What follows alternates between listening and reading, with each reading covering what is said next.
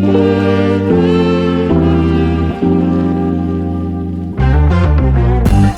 guys, welcome back to Savagery Gaming with me, Teddy, and for this video we are going to talk about the Reservoir Raid, but I will be focusing on the new buildings. These are the power conditioners. The first part of this video will be a refresher of the Reservoir Raid mechanics. So if you already play Reservoir Raid for years, you can skip this part.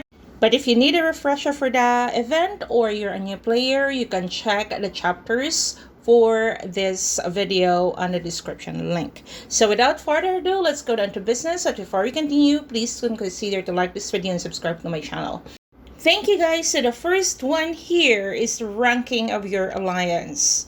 So most of you already know that for you to qualify for the Reservoir League, you need to reach a rank of letter S, and that means that you need 8 wins to rank up to letter S, or I think that stands for superior or whatever the game wanted this to be.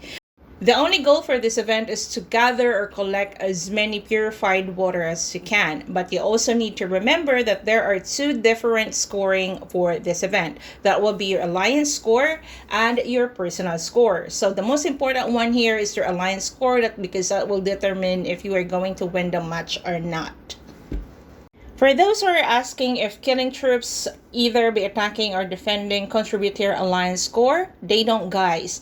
The amount of troops or the amount of points that you are getting from killing troops of other players only contribute to your personal score, and this does not add to your alliance scoring. And since the amount of players that are allowed to play this event is limited, and you have 13 different buildings to occupy and collect water from, you also need to focus on your strategy.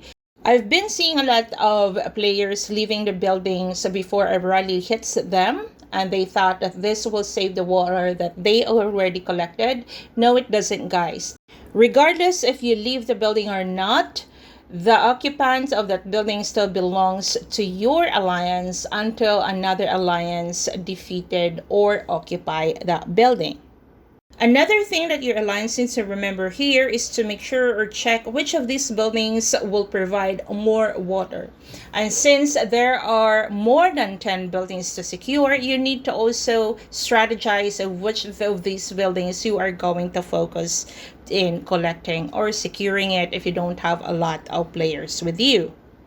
If you are going to ask me if which building you need to focus on to guarantee your win in case you can't fill all the map or secure all the buildings, these are the power conditioners. You only need 10 minutes for you to focus on that, guys. Also, you need your reservoir or central reservoir, water treatment centers, the water spillage, the water tanks, as well as the most important one here is the solar station.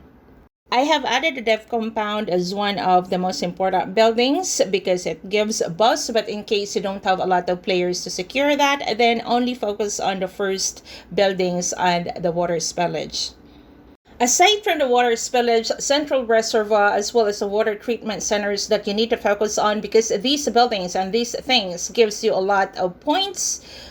Don't allow your enemies to secure the solar station, the water tanks, and then the power conditioners.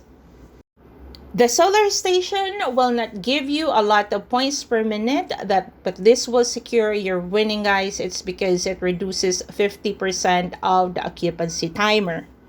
Instead of focusing on the water processing plants, go for the water tanks instead, guys. Securing all these water tanks will give you more points than sitting on the water processing plants. Let's go to the exciting part. This one, we are going to talk about the power conditioners and their powers. The power conditioners are now the new addition to the Reservoir Raid, and this will change the gameplay of the players too. These buildings will show up 20 minutes after the start of the event, and this will only last for 10 minutes. That 10 minutes, guys, that you have, if you control these 2 buildings and then the central reservoir, will guarantee your win for this event. The power conditioners will affect the efficiency of water production of the central reservoir. So how it works is like this. So if you control the 2 power conditioners and your alliance is also controlling the central reservoir, this will generate more water production. But let's say you are controlling the power conditioners and your opponent is controlling the central reservoir, the water reduction will drop by 20, 30, and 50%. Guys, this goes to yours as well. Say you are controlling the central reservoir and then your opponents are controlling the power conditioner, the generation of your water in your central reservoir will drop by 20, 30, and 50%. That 10 minutes for the power conditioners to come out is very vital in winning the event. So make sure that you set up your team to focus on the central reservoir as well as the power conditioners once these two buildings are going to drop in the event.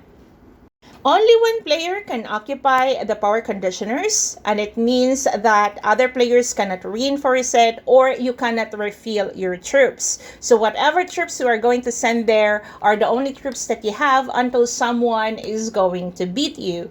And at the same time, one most important part that you need to remember here, guys, is that every time you get defeated, even if you attack or you got attacked by another player in that building, there is a cooldown. In PDR, there is a 30 seconds cooldown before you can send an attack, so make sure that you find other players or other members of yours to cover you once someone attacked and you got defeated. There is also a ranking for occupying that power conditioner. I'm not really sure if there are awards that to be given after the event in live server, but in PDR, I can only see the ranking and at the same time, the occupancy timer.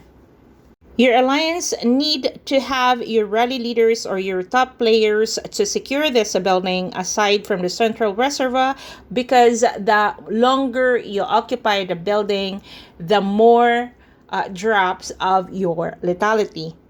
So just a suggestion for you to secure or win that 10 minutes of power conditioners. So set one of your biggest player in the central reservoir to secure the defense. Once it's set there, the first march of your biggest player in the central reservoir added by or refilled by the highest troops as possible from your alliance members. And then get your two other rally leaders to secure each of these power conditioners and have the other players or other rally leaders to save their second marches to help the players occupying the power conditioners. So the rule here is do not let other players sit on that power conditioner more than 5 or 6 seconds, guys. I will be updating the Reservoir Raid guide on my website this week, guys, so that you can translate it to your other members for better understanding of the new event. I hope that this video is going to help you plan or strategize for the upcoming release of these new buildings. And if you have other suggestions for other players and if you have other questions regarding this event, please drop it in the comment section below and give this video a thumbs up. See you on my next videos, guys, and have a good day. Bye! I don't ever slow up, no I don't take shit. I got no love for the fakeness. If you wanna play tough and wanna hate this, I'll always show up. I don't ever slow up, no I don't take shit. I got no love for the fakeness. If you wanna play tough and wanna hate this, I'll always show up and make a statement. I don't ever slow up, no I don't take shit. I got no